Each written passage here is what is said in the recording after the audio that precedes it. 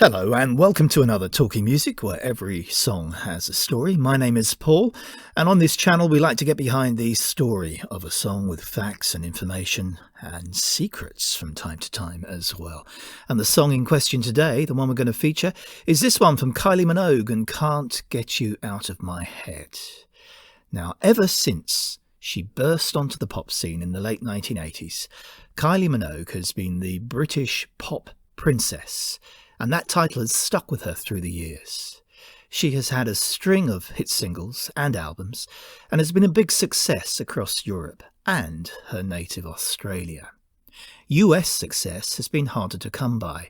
She started well with The Locomotion in 1988, but through the intervening years, she didn't have any other until Can't Get You Out of My Head hit the American top 10 in 2002. It became her biggest hit, with an earworm-type chorus and a dynamic, almost experimental video. Can't Get You Out of My Head was written by Cathy Dennis and Rob Davis, both pop stalwarts. Cathy had had solo success and Rob group success with the band Mud. As the title suggests, the lyrics are about the singer's obsession with a love interest.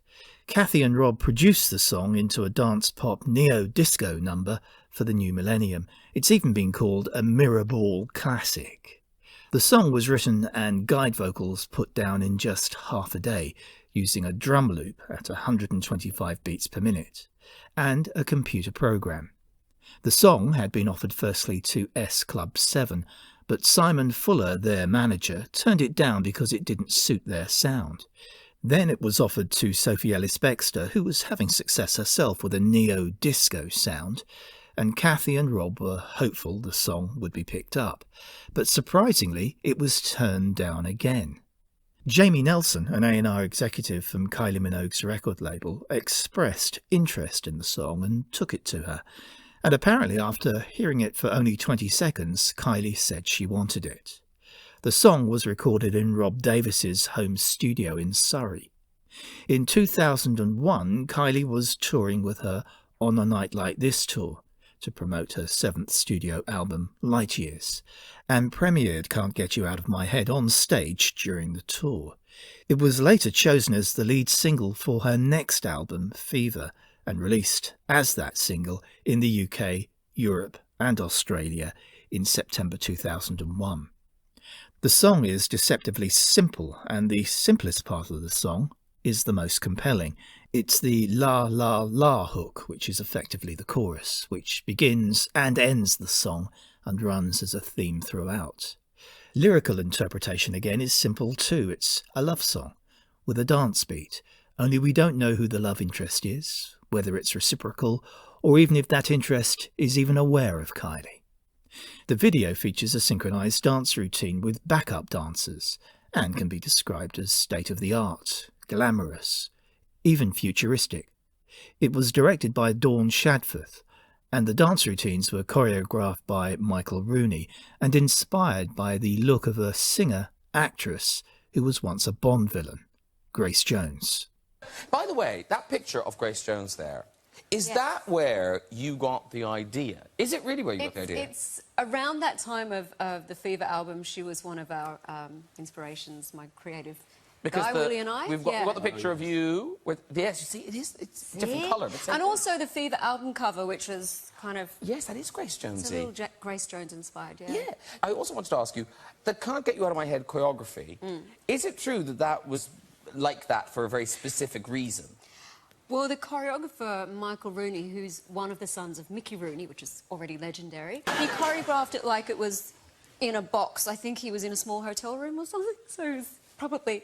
Not that I'm cheap, you know, put him in the smallest hotel room in So his hotel room was so small, he could only choreograph cramped movements. That's all. He was probably going, what? I can't figure this out. Ow! Ow! That's one story. I don't know if that's really true, but that's one of the tales. But on top of that, it had to be very kind of robotic. The main outfit for the video was designed by London-based fashion designer Fee Doran under the label Mrs. Jones. The video was played extensively and rocket-powered the song's success.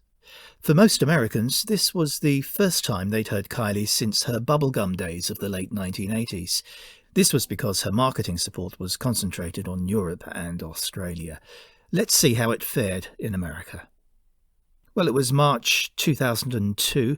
That was her peak. She made it to number 7 on the Billboard Hot 100. Took 9 weeks to get there. The number 1 this particular week was Jennifer Lopez and Ain't It Funny. And this song turned gold for Kylie. In the US, it sold 531,000 copies. A decent enough success story for the States. Did better on the UK singles chart though. It went straight in at number 1 on the 23rd of September 2001 and ended up staying number 1 for 5 weeks. Indeed, staying 5 months in the UK top 40, selling just a tad over 1 million copies on that release. It was her biggest ever single in the UK to date at that time, and since that time it still remains her biggest ever hit in the UK, and indeed her biggest hit worldwide. It sold 5 million worldwide. And here's a staggering fact. It was number 1 in 40, yes, 40 countries. Every country in Europe except for Finland, where it peaked at number 5. And it reached number 2 in South Africa as well. But 40 countries, I won't name them all, but that is a considerable achievement. And in the UK year-end chart, 2001, it did very well, finished 3rd behind Atomic Kitten and Shaggy. Her boyfriend at the time, Rupert Penry Jones, tells the story of how Kylie got annoyed with him while he was in the studio as she recorded the song. He said it wasn't his type of music, and he'd prefer her to record rock music. Oh dear. It was a big song for her though, a big song for anyone really. Critically, it was well received, her best ever single. A retelling of Donna Summer's I Feel Love, a well-crafted song. NME and Rolling Stone placed it in the top 100 best songs of the noughties, and Q magazine placed it at number 694 in their 1001 best songs ever. In Australia, it was voted Single of the Year in the ARIA Music Awards. What the song did mostly was sustain Kylie's success into the new millennium. It re-established her pop princess crown in the UK, which in truth had slipped a little. The song and the video also continued Kylie's transformation, which had taken place after leaving Stock, Aitken and Waterman in the early 90s. Kylie's success story is one of growing up and maturing. She endeared herself to her fans, and they've stuck with her. Not many artists can say that. She started with throwaway pop for teeny boppers, then slowly she became cool.